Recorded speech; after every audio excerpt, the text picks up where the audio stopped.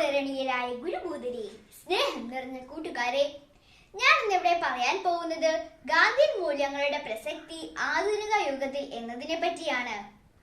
അപ്രത്യക്ഷമായിക്കൊണ്ടിരിക്കുന്ന ഭൂതകാലത്തിന്റെ ഏകാഗ്രിയായ പ്രതീകം, ഒപ്പം പിറവിയെടുക്കാൻ വെമ്പുന്ന പുതിയ ലോകത്തിന്റെ പ്രവാചകൻ, നാളത്തെ മനുഷ്യന്റെ മനസാക്ഷിയാണ് അദ്ദേഹം. ഡോക്ടർ എസ് രാധാകൃഷ്ണൻ ഗാന്ധിജിയെ കുറിച്ച് ഇങ്ങനെ അഭിപ്രായപ്പെട്ടെങ്കിലും എന്തുകൊണ്ടാണ് ഗാന്ധിസം ഇന്നും ഭാരതീയർക്ക് ഒരു ശീലമാകാത്തത്?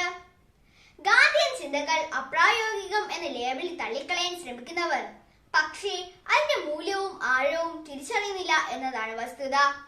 അതായത് ഗാന്ധിയൻ തത്വചിന്തയുടെ അടിസ്ഥാനം സത്യവും അഹിംസയും ആകിയാൽ അത് പാലിക്കുക എളുപ്പമല്ലെന്ന് ചുരുക്കം.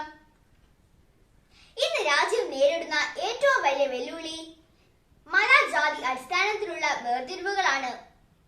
ഹിന്ദു മതത്തിൽ ജനിച്ചെങ്കിലും ജൈന, ബുദ്ധ, മുസ്ലിം, ക്രിസ്ത്യൻ മത വിശ്വാസങ്ങളും മൂല്യങ്ങളും ഗാന്ധിജിയെ ഏറെ സ്വാധീനിച്ചിട്ടുണ്ട്.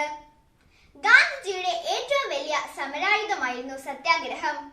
എതിരാളിയെ വേദനിപ്പിക്കാതെ സ്വയം സഹനത്തിലൂടെ എതിരാളിയുടെ മനപരിവർത്തനം സാധിക്കുന്നതാണ് സത്യാഗ്രഹ ലക്ഷ്യം. യേശു ക്രിസ്തുവിനെ ഗാന്ധിജി സത്യാഗ്രഹികളുടെ രാജകുമാരൻ എന്നാണ് വിളിക്കുന്നത്. ക്രിസ്തുവിനെ മാതൃകയാക്കി ആരംഭിച്ചതാണ് സത്യാഗ്രഹം എന്ന സമരായുധം.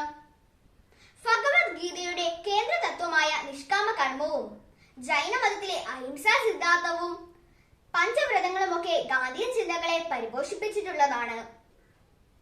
അക്ഷരജ്ഞാനമാണ് വിദ്യാഭ്യാസം എന്ന സാധാരണ നിർവചനത്തെ ഗാന്ധിജി എതിർത്തു.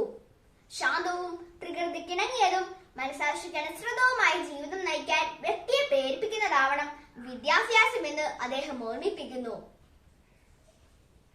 ഗാന്ധിയൻ വികസന മാതൃക സമഗ്ര വികസനം എന്നാണ് അറിയപ്പെടുന്നത്.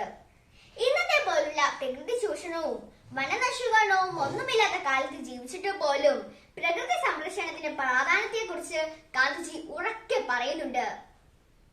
ഭൂമിയിലെ സമസ്ത ജീവജാലങ്ങളുടെയും ഭൗതികവും ധാർമ്മികവും ആധ്യാത്മികവുമായ പുരോഗതിയാണ് ഗാന്ധിയൻ വികസന മാതൃക എന്നതുകൊണ്ട് ഉദ്ദേശിക്കുന്നത്.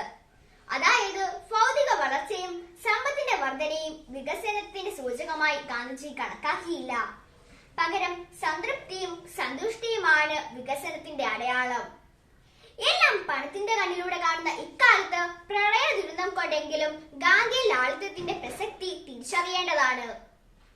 ഗാന്ധിയൻ ആദർശങ്ങളും നിരീക്ഷണങ്ങളും എന്നെയും നിങ്ങളെയും നയിക്കട്ടെ എന്ന് ആശംസിക്കുന്നു. ഏവർക്കും ഹൃദയം നിറഞ്ഞ ഗാന്ധി ജയന്തി ആശംസകൾ നേരുന്നു. നന്ദി, നമസ്കാരം, ജയ് ഹിന്ദ്.